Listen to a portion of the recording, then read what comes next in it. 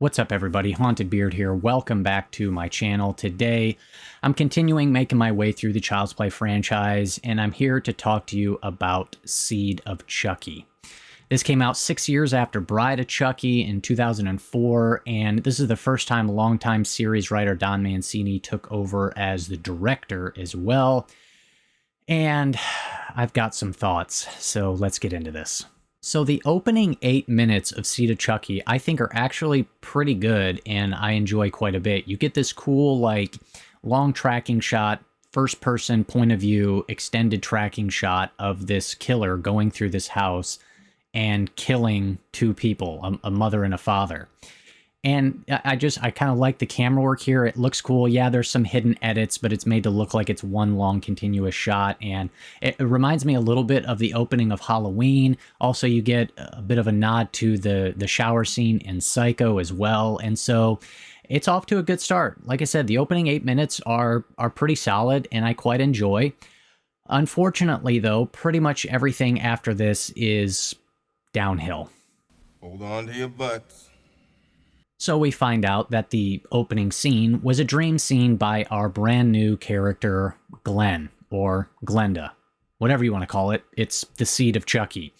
And he wakes up peeing his pants, and it turns out that he is in a ventriloquist competition. He's basically been taken captive and is being used in these ventriloquist competitions. And this isn't the only scene where Glenn pees his pants. And that really kind of gets into the humor, the attempts at humor in Seed of Chucky, because there's a lot of what I would perceive to be attempted humor, but the vast majority of it just does not work at all. Like, again, he's peeing his pants. It happens again later on in the movie. Like, I don't know, is this supposed to be funny? Am I supposed to be laughing at this? It's just kind of weird and like, okay, I guess, like, all right.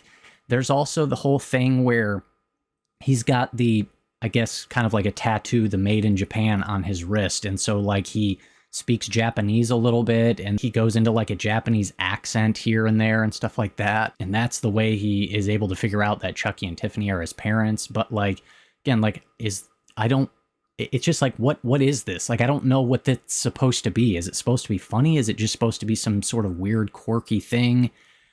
I don't really know. And those are just a couple examples of kind of a larger point that I want to make, in that, again, the humor here just doesn't land. And there's a lot of this that it's just weird and awkward. And I don't know what this is supposed to be. Again, I assume that there are attempts at humor, but it's just like, this is just all kind of terrible.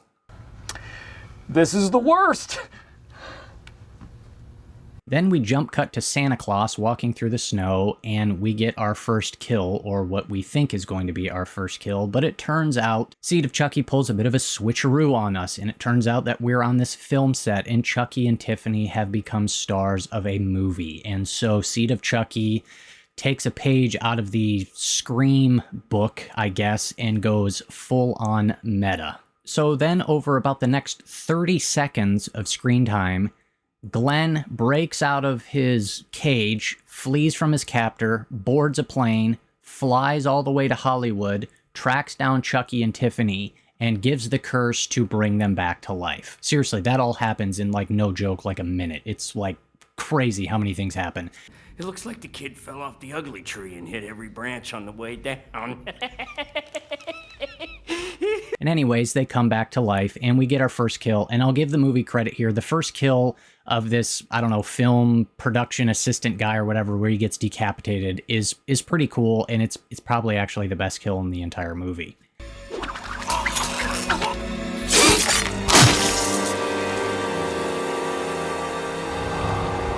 Then Jennifer Tilly walks into the room, and of course Tiffany's sitting there admiring her, and oh, she's so pretty and she's so beautiful. It's this very like on the nose, self-aware humor that the vast majority of that whole meta aspect to Seed of Chucky, it just gets an eye roll for me. It doesn't really land.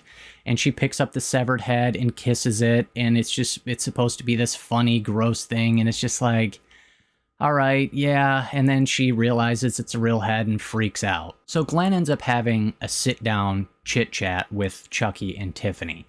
And my main issue with the character of Glenn is that he is a good doll, and he wants Chucky and Tiffany to stop killing. And it just seems like such a weird choice. Like, why go in that direction? Especially, too, like, 5 seconds into the conversation, Tiffany's like, all right, Chucky, he's right. We need to be good parents. Let's stop. And it's like... Chucky, Glinda's right. It's time we owned up to it. We have a problem with killing. I don't have a problem with killing. Okay, so like we're going to try to take the Chucky franchise in a direction of less killing. Now, obviously, I know that ultimately not what happens, but it's just like, I don't know. I just wish they would have utilized the Glenda character in a different way. I think it just would have been better. And I found just a handful of the dialogue in this scene and in other scenes just pretty terrible. And like, it just doesn't feel like it rings true to the characters, namely Chucky and Tiffany and stuff like that. Again, like just the humor, the one-liners, they don't land. They're not really there. And I feel like in a lot of ways, like Chucky has kind of become a parody of himself in this film. And one of the things too that really bugged me is I was going through it towards the end of the movie trying to remember all the kills that Chucky has, and like he barely has any. And like if you go through the movie, like the opening Santa Claus scene doesn't count as a kill because it's not a real kill. Then we get the just awful scene where he runs the fake Britney Spears off the road and her car explodes, which is just a terribly lame kill as well. Oops, I did it again. Come on, like it's just terrible. And so like the only kills you really get out of Chucky are towards the end of the movie where he stabs the limo driver and like a blink and you'll miss it kill. And then at the very end in the hospital where he kills Tiffany. And it's like, this is a Chucky movie. Like we don't really even get any Chucky kills. It just like, come on, man, you got to give us better than that. This is not good. Worlds are colliding. So we find out that Chucky and Tiffany want to try to resurrect themselves again or transfer themselves again into real people. So Tiffany's going to transfer herself into Jennifer Tilly, and Chucky's going to transfer himself into Redman, the rapper / director. And then they are going to impregnate Jennifer Tilly and then use the baby to transfer Glenn or Glenda into. So that's the plot we're working with here. And another one of the issues I have with this movie, too, is that one of the things that I really liked about Bride of Chucky was that it really kind of shifted the focus to make Chucky and Tiffany the main characters. And here, they really kind of feel secondary again. This almost feels like the Jennifer Tilly movie, where it's largely constructed around her, with Chucky and Tiffany being secondary again. And it's just not a good direction to take the story. Now, I could just sit here and rip on Seed of Chucky throughout this entire review, but I try to be fair, and I will give it credit a couple times. There are actually 2 instances that genuinely got a laugh out of me, and so I'll tell you what they are. The first one is when John Waters, of all people, is outside the house taking pictures, and he sees Chucky and Tiffany while Jennifer Tilly is kind of like hooking up with Redman, and he says the line, "God bless the little people." Oh, sweet Jesus, God bless the little people. That absolutely cracked me up. So congratulations, John Waters. You got a laugh out of me. So there you go. And then the second one is later on in the movie when Jennifer Tilly wakes up and discovers that she's pregnant and freaks out and calls her assistant on the phone.